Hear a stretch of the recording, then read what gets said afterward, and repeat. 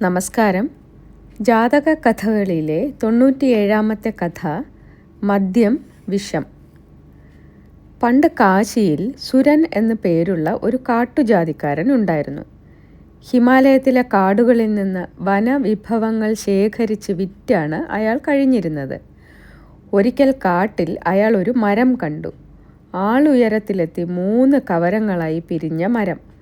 ആ 3 ശിഖരങ്ങൾക്കിടയിലുള്ള ഭാഗത്ത് ഒരു വലിയ പൊത്തുണ്ടായിരുന്നു, ഒരു ഭരണി പോലെ. മഴ പെയ്യുമ്പോൾ പൊത്തിൽ വെള്ളം നിറയും.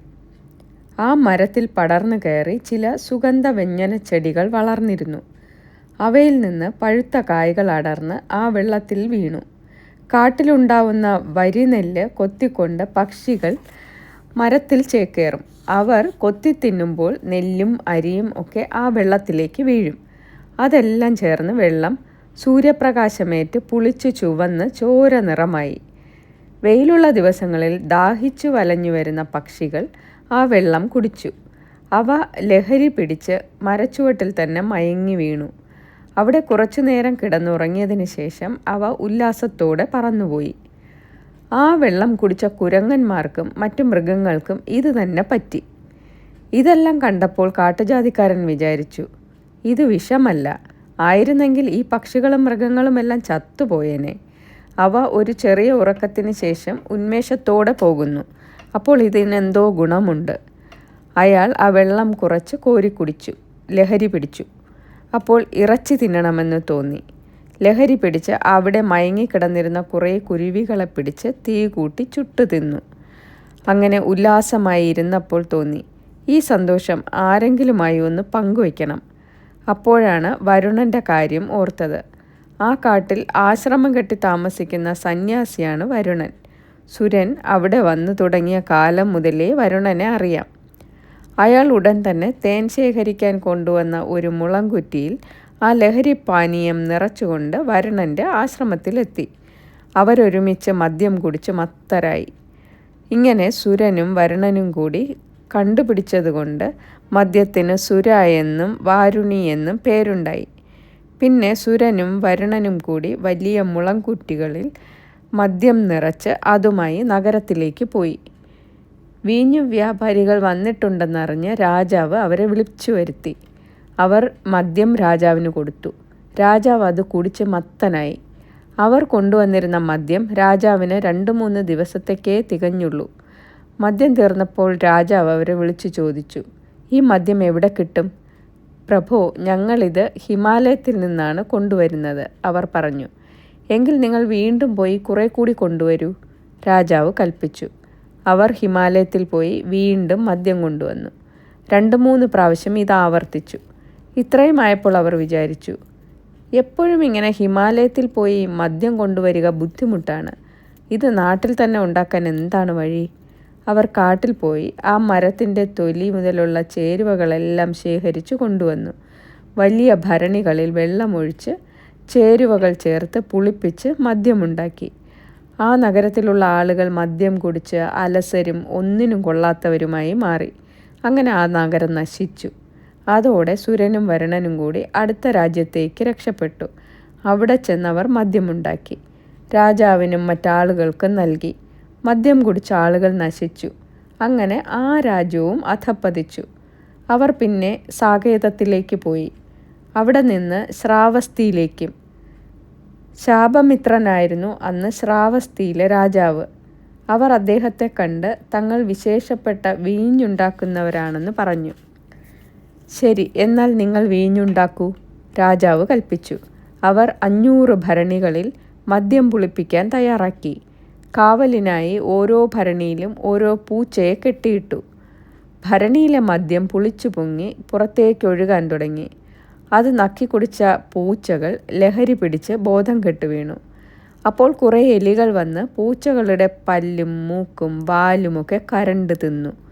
രാജാവിൻ്റെ സേവകർ ഇത് കണ്ടു. അവർ ഓടിച്ചെന്ന് രാജാവിനോട് പറഞ്ഞു, പ്രഭു, അവർ ഉണ്ടാക്കിയ മദ്യം കുടിച്ച് പൂച്ചകളെല്ലാം ചത്തുപോയി. അങ്ങനെയോ? എങ്കിൽ അവർ ഉണ്ടാക്കിയത് വിഷമായിരിക്കും. അവന്മാരെ വെറുതെ വിടരുത്. രാജാവ് അവരുടെ തല വെട്ടാൻ ഉത്തരവിട്ടു. അങ്ങനെ സുരനും വരുണനും വധിക്കപ്പെട്ടു. പിന്നെ ഭരണികളെല്ലാം ഉടച്ചു കളയാൻ രാജാവ് നിർദ്ദേശിച്ചു. അതിനായി ഭടന്മാർ ചെന്നപ്പോൾ മദ്യത്തിൻ്റെ ലഹരി വിട്ട പൂച്ചകൾ എഴുന്നേറ്റ് നടക്കുന്നത് കണ്ടു. അവരുടനെ രാജാവിൻ്റെ അടുത്തെത്തി വിവരമറിയിച്ചു. അപ്പോൾ രാജാവ് പറഞ്ഞു, അത് മദ്യം തന്നെയായിരിക്കും, വിഷമല്ല, നമുക്ക് കുടിക്കാം. ആ നഗരം മുഴുവൻ അലങ്കരിക്കാൻ രാജാവ് ഉത്തരവിട്ടു. പിന്നെ വിശേഷപ്പെട്ട ഒരു വേദി ഉണ്ടാക്കി. അവിടെ ഒരു സിംഹാസനം സ്ഥാപിച്ചു. അതിനു മുകളിൽ വെൺകൊറ്റ കുട ഉയർത്തി. രാജാവ് ആ സിംഹാസനത്തിലിരുന്നു. ചുറ്റും സദസ്യരും. അവർ കുടിക്കാൻ തുടങ്ങി. സ്വർഗത്തിലിരുന്നു കൊണ്ട് ദേവന്മാരുടെ രാജാവായ ശക്രൻ ഇത് കണ്ടു. ശക്രൻ ആലോചിച്ചു, ഈ രാജാവ് ഇത്ര ശക്തമായ ലഹരി പാനീയം കുടിച്ചു തുടങ്ങിയാൽ ഭാരതം മുഴുവനും നശിക്കും.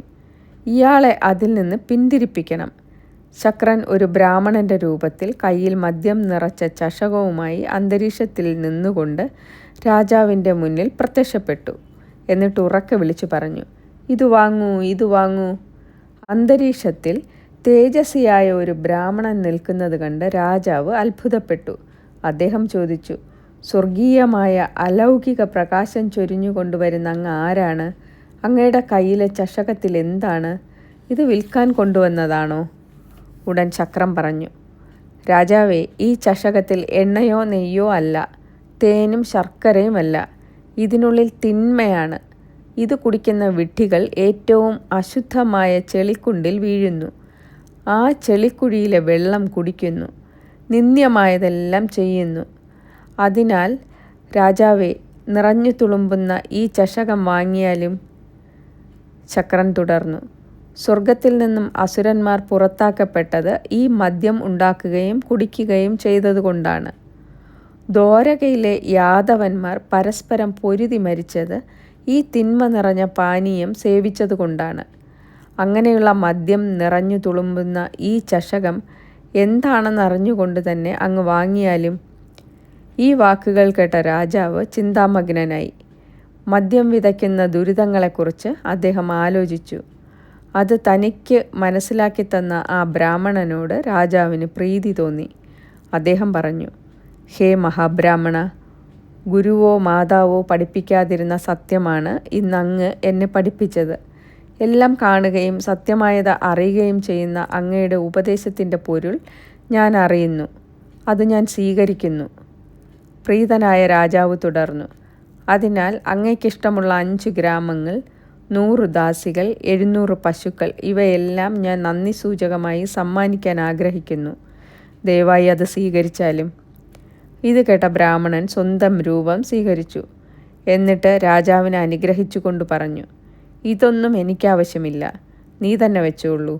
ഇഷ്ടം പോലെ തേനോ നെയ്യോ ഇറച്ചിയോ ഒക്കെ കഴിച്ചോളൂ, പക്ഷേ മദ്യം കഴിക്കരുത്. എങ്കിൽ നീ സ്വർഗത്തിലെത്തിച്ചേരും. പിന്നെ ശക്രൻ സ്വർഗത്തിലേക്ക് മടങ്ങി. രാജാവ് എന്നേക്കുമായി മദ്യം ഉപേക്ഷിച്ചു. നന്ദി.